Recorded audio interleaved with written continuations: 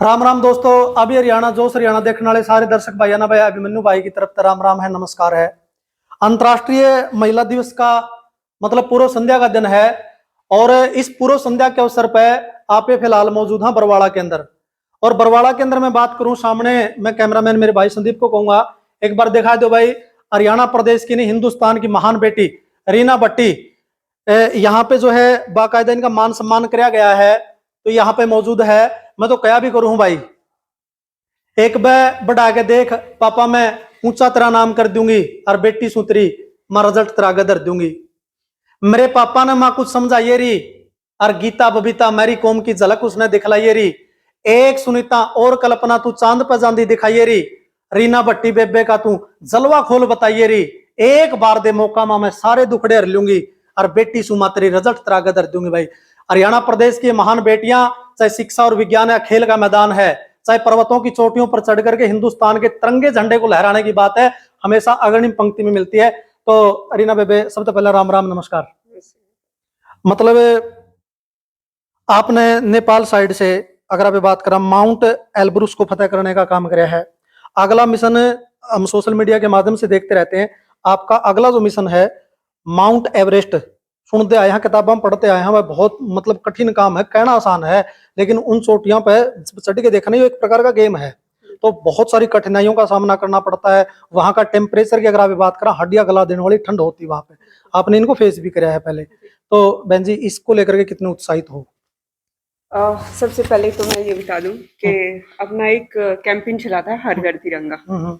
तो उसमें यूरोप की सबसे ऊंची चोटी माउंट एल्ब्रस 24 घंटे में मैंने फतेह की थी, ईस्ट और वेस्ट साइड से, और भारत की पहली महिला बनी थी मैं। और 23 में मैंने एवरेस्ट अटेम्प्ट करना था एवरेस्ट लोथ से, बट वो किसी रीजन से, आप जिस तरीके से आप बात कर रहे थे कि एक माइनर सी, एक छोटी सी गलती की वजह से भी वापस आना पड़ सकता है। तो अब की बार बहुत परमिट इशू हुए थे और एक बहुत लंबी क्यू थी। जहाँ पे मैं थी वहां से सिर्फ माउंट एवरेस्ट 50 मीटर बचा था और 200 से 250 लोग सामने थे। तो सबमिट करके वापस आने तक जहाँ मेरा दूसरा सिलेंडर पड़ा था, तो इतना टाइम लग जाता कि दूसरे सिलेंडर तक मैं पहुंच नहीं पाती। और शेरपा ने डिसीजन लिया कि मुझे वहीं से वापस आना है। तो माउंटेनिंग फील्ड की अगर बात करूं तो एक तो ये है कि ऑब्वियसली माइनस टेम्परेचर में आपको झेलना पड़ता है। 60-40 टेम्परेचर रहता है, विंड स्पीड बहुत ज्यादा होती है। उसके बाद आपकी बॉडी पे एल्टीट्यूड इफेक्ट आना शुरू हो जाता है। बॉडी के सेल्सियस जो हैं वो, माइंड हमारा 100% अगर ग्राउंड पे काम करता है तो ऑलरेडी 30% काम करना स्टार्ट कर देता है। अगर क्रैम्पोन का एक छोटा सा पेच भी लूज हो गया तो उसकी वजह से भी वापस आना पड़ सकता है। हेड टॉर्च की अगर बैटरी खत्म होगी माइनस टेम्परेचर में, ऑब्वियसली वो अगर नहीं होगा, उसको पूरा कवर करके रखना पड़ता है। तो बहुत छोटी छोटी ऐसी चीजें हैं जिनकी वजह से एक्सपीडिशन फेल भी हो जाता है।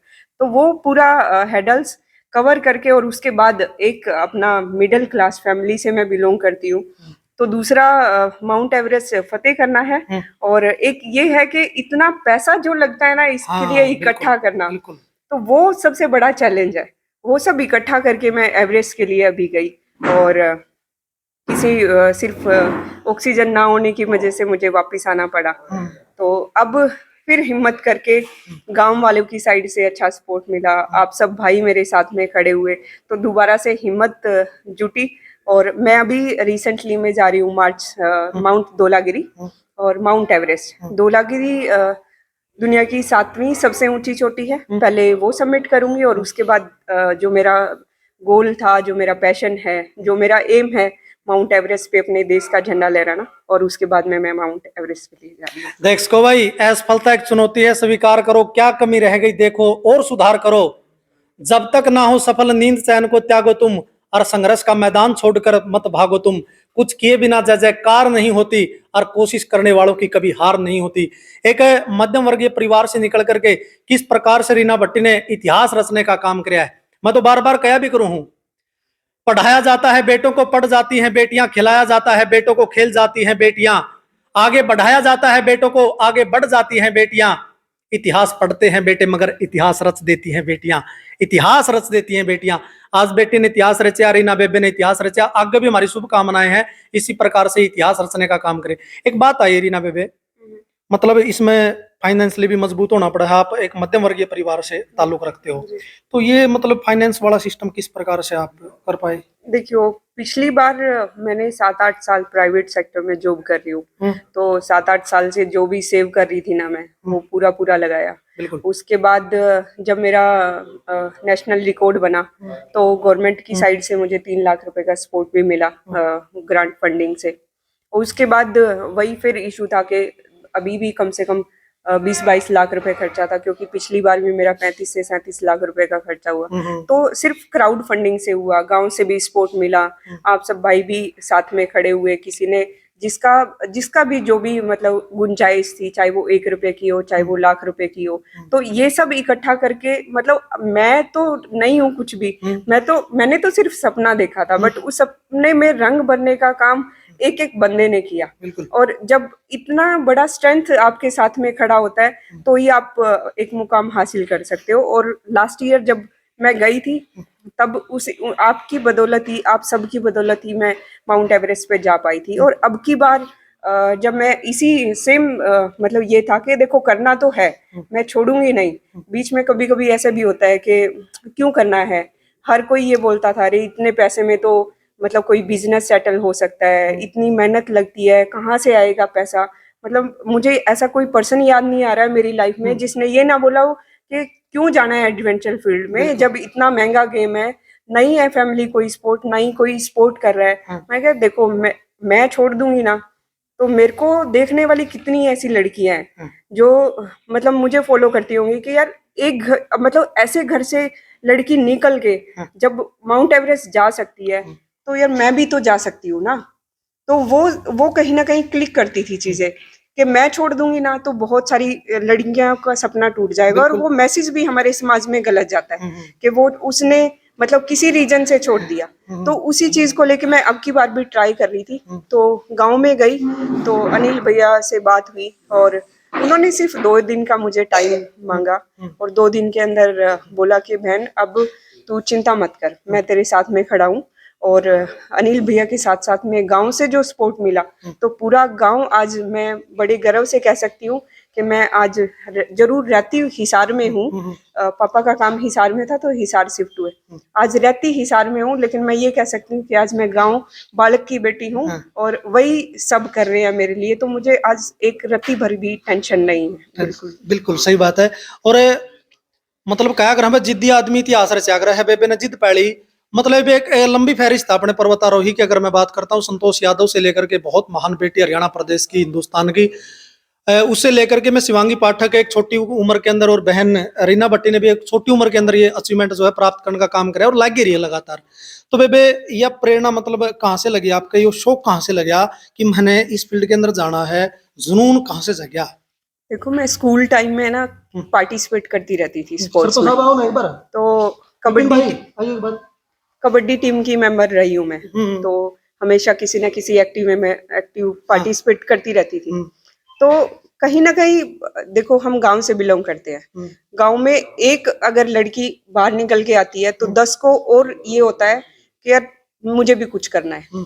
तो कहीं ना कहीं वो थी कि मैं अपने परिवार से, मतलब मेरी पेरेंट्स से सपोर्ट मिला है, मुझे वो फ्रीडम मिली है कि उन्होंने मेरे ऊपर फेथ दिखाया है। तो उसी को कंटिन्यूसली मुझे लगता था कि मुझे शायद कुछ करना चाहिए, ताकि मेरे पीछे बहुत सारी ऐसी लड़कियां हैं जो सपना देखती होंगी। तो बस उसी को चलते हुए मुझे लगा चलो कहीं से तो स्टार्ट करते हैं। फिर जॉब और घर के बीच में ऐसे जूझ रही थी कि ऐसे नॉर्मल लाइफ तो कभी भी स्पेंड नहीं करनी है मुझे। तो अमरनाथ यात्रा की मुझे परमिशन मिली, क्योंकि जब मैंने जॉब करना स्टार्ट किया था तो एक बार मैंने बोला था घर वालों को कि मेरे दिल्ली एनसीआर में गुड़गांव में दोस्त जा रहे हैं तो आप मुझे जॉब करने के लिए भेज दो। तो उन्होंने मना कर दिया था। तो एक डर था कि वो भेजेंगे या नहीं भेजेंगे। तो अमरनाथ यात्रा के लिए मुझे परमिशन मिली, तो वहां से शायद भोलेनाथ जी का आशीर्वाद होगा। तो वहां से लगा कि माउंटेन से, नेचर से थोड़ा कनेक्ट हुई, फिर मैंने ये माउंटेनिंग स्टार्ट कर दिया। बिल्कुल। आदर्श किसको मानो इसमें? मेरी माँ को। ऑब्वियसली अगर मेरी मम्मी मेरे को अमरनाथ के लिए परमिशन नहीं देती ना, तो शायद मैं घर से बाहर ही ना निकल पाती। अच्छा। तो ऑब्वियसली उन्होंने जो भरोसा रखा ना, वो भरोसा आज तक, मतलब मुझे ऐसा लगता है कि उसी के दम पे मैं कुछ कर जाऊंगी। भाई माँ तो माँ है, कुंडू साहब, कल अपना अंतर्राष्ट्रीय महिला दिवस भी है। माँ तो माए है, महाराजा की, रंग की, ना चोर की, फकीर की, चाहत का अंबार हूँ, कभी किस्मत पर इठलाती, कभी उस विधाता को कोसती, कभी करनी पर पछताती, फिर भी सबको अपना एक समझती, मेरी चाहत क्या मैं नहीं जानती, सब कुछ अपनी झोली का सब कुछ अपने बच्चों पर लुटाती, और जवानी जाती जरा चलाता, बच्चों के सारे मेरा बुढ़ापा कट जाता, मैं राम की माता कौशल्या हूँ, मैं गांधारी हूँ, मैं कुंती हूँ, मैं तो परशुराम की माता हूँ, आखिर मेरी पहचान है, मैं ममता की मूर्त हूँ, क्योंकि मैं माँ हूँ, मैं माँ हूँ, मैं ममता की चाह हूँ। वरिष्ठ पत्रकार हैं भाई कुंडू साहब। अनूप जी नमस्कार। धन्यवाद भाई, थैंक यू। बहन इतनी अचीवमेंट प्राप्त करने लग रही है, केवल इलाके के अंदर मैं नहीं बांधूंगा, पूरे हरियाणा प्रदेश की बेटी होती है जब इस प्रकार की अचीवमेंट प्राप्त करे है, तो आप इसको लेकर कितने खुश हो? देखिए, खुशी को शब्दों में बयां करना बड़ा सबके मुश्किल पास होता है। समझ में आप खड़े रहो यहाँ। और रमना जी, आओ। सबसे बड़ी बात जो है वो ये है शास्त्री जी कि आज अपने इलाके में जिस प्रकार से प्रत्येक व्यक्ति इनकी सपोर्ट में खड़ा है, तो इनको हौसला मिला है। बिल्कुल। और एक जरूरत थी तब इनको, क्योंकि ये 50 मीटर की दूरी से वापस आ गई थी पिछली बार फतेह करने से। अच्छा, और किस 50 वजह से? ये ऑक्सीजन की कमी न होने की वजह से माउंट एवरेस्ट से वापस आ गई थी। और एक बहुत बड़ा अमाउंट वहां पर जाने के लिए लगता है, हमने बहुत सारे और भी लोगों को देखा है। तो अब इनके पास ये सबसे जो बड़ी दिक्कत थी वो आर्थिक थी, लेकिन यहाँ पर आप लोगों ने, चाहे सरपंच साहब है, गांव बालक के चाहे सरपंच है, अनिल भाई साहब है, और तमाम स्कूल हैं, सबने इनका सहयोग किया है। और आज इनमें इतना हौसला है कि इनके जो पर हैं वो मजबूत हो गए हैं, और अब ये माउंट एवरेस्ट और धौलागिरी पर ही जाकर के रुकने वाले। चलो बहुत बहुत धन्यवाद अनूप जी आपका।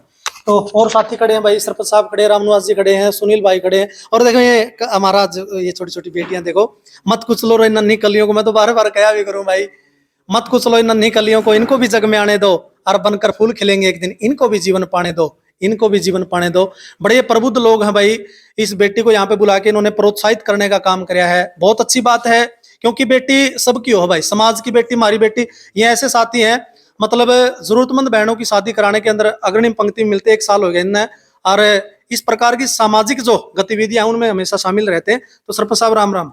राम राम भाई। एक मतलब काउंटर अटैक क्वेश्चन है मेरा आपसे सीधा। बोलिए।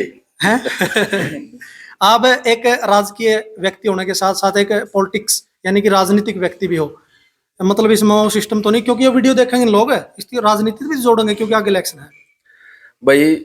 अगर किसी को प्रोत्साहन करना है, ऊपर बढ़ाना है, बिल्कुल, चाहे वो राजनीति का माध्यम हो, चाहे कोई भी माध्यम हो, उसको कुछ भी समझ लो भाई, ये राजनीति का माध्यम नहीं है, ये मेरे खाप की, मेरे गांव बालक की बेटी है, और ये मेरी बहन है। तो ये जिस टाइम जाती है तो हमें खुशी होती है, ये अपने गांव का, अपने खाप का, हरियाणा का, भारत का नाम रोशन करने के लिए जान लग रही है। ये पूरे भारतवर्ष की बेटी है, तो इसमें कोई पॉलिटिक्स वाली तो बात ही नहीं है। ठीक बात है, बहुत बढ़िया बात कही आपने। ये छोटे छोटे बालक है, इन पे भी पूछ लिया। बेटा शुभकामनाएं दे दो दीदी को, शुभकामनाएं दो दीदी को आगे के लिए, शर्माओ ना, शुभकामनाएं दे दो। All the best, all the best बोल दो। हाँ आप बोलो बेटा, ऑल द बेस्ट बोल दो। ऑल द बेस्ट दीदी। सारे एकदम बोलो इकट्ठे, ऑल द बेस्ट दीदी। एक और बोलो, ऑल द बेस्ट दीदी। रामनाथ जी आप 1-2 शब्द आप भी बोल दो, आपके पास करो। बेबे मतलब आगे जान लग रही, इतना नाम रोशन कराया, मैं इलाके में नहीं बांधना चाहता इस प्रकार की प्रतिभाओं को, ये पूरे हरियाणा प्रदेश का मान सम्मान होती है। मैं अपनी सिस्टर रीना भट्टी दीदी को माउंट एवरेस्ट पे पहुंचने के लिए अपने दिल से, तहे दिल से धन्यवाद देता हूं, और आशा करता हूं कि मेरी बेबे मतलब फतेह हो गए ने और कामयाबी हासिल करके ने हमारे इलाके में, यानी कि हमारे हल्के में, यानी कि हमारी खाप में पहुंचे। लास्ट में दो, बहुत बहुत धन्यवाद रमना जी, लास्ट में 2 पंक्तियां और बोले के इस वीडियो ने यहाँ समाप्त करांगे। बहन को बहुत सारी शुभकामनाएं भाई। बेटियां भगवान का सबसे बड़ा वरदान है, बेटियां घर की पुरानी खिड़कियों को खोलती हैं, बेटियां घर हो तो घर की दीवारें बोलती हैं, बेटियों ने घर का हरदम नाम ही रोशन किया है, और वक्त पर बनकर के मीरा जहर का प्याला पिया है, वक्त पर बनकर के मीरा जहर का प्याला पिया है, रानी लक्ष्मीबाई बनकर के समूचे विश्व के आगे तनी हैं, इंदिरा बनकर के समूचे विश्व के आगे तनी हैं, मदर टेरेसा बन करुणा का सागर हो गई हैं, और जाके नासा में सितारे आसमां में बो गई हैं, ऐस बन सौंदर्य से सारे जहां को जीत लाई, और साइना बन खेल के मैदान में भी खिलखिलाई, सुन लता मंगेशकर सुर के समंदर डोलते हैं, और मूर्ख हैं जो बेटियों को बेटों से कम तोलते हैं, अरे मूर्ख हैं जो बेटियों को बेटों से कम तोलते हैं। इन्होंने हमेशा इतिहास रचने का काम किया भाई। बहन रीना भट्टी को बहुत बहुत शुभकामनाएं। साथियों वीडियो ने शेयर जमा दबके ने कर दियो भाई, क्योंकि ये हमारे हरियाणा प्रदेश का गौरव है, ये हमारी बेटियां हैं, ये एक मोटिवेशन भी क्रिएट करने का काम करती हैं आने वाली हमारी जो बेटियां उनके लिए। तो साथियों वीडियो ने कर दियो दबके ने शेयर और कमेंट के माध्यम से अपनी राय जरूर छोड़ दियो। फिलहाल के लिए इतना ही, बहुत बहुत धन्यवाद। जय हिंद, जय भारत।